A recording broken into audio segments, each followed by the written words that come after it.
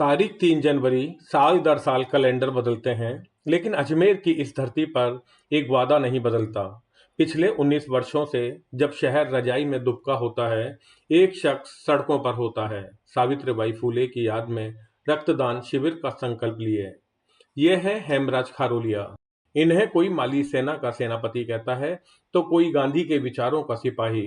लेकिन इनकी पहचान सिर्फ पद नहीं, वो पसीना है जो इन्होंने प्यासी बस्तियों के लिए बहाया है।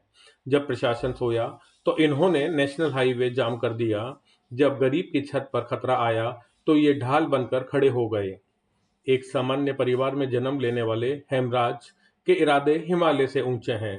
आज कहानी उस शख्स की जिसने सियासत को पेशा नहीं, सेवा का जरिया बनाया है। हेमराज का सफर जमीन से शुरू हुआ और आज भी वो जमीन से ही जुड़े हैं।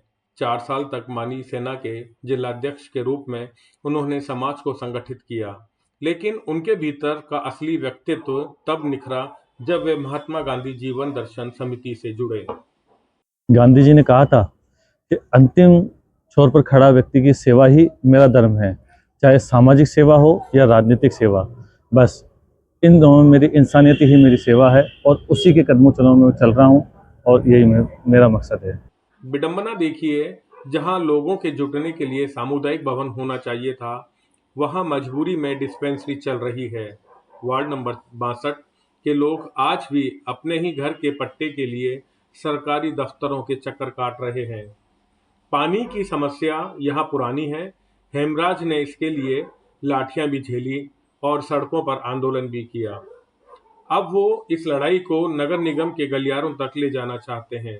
पार्षद का चुनाव इनके लिए कोई पद लालसा नहीं है, बल्कि एक माध्यम है। घुघरा घाटी के लिए नया सामुदायिक भवन, हर हाथ में घर का पट्टा और हर नल में पानी, यही हेमराज की ब्लूप्रिंट है।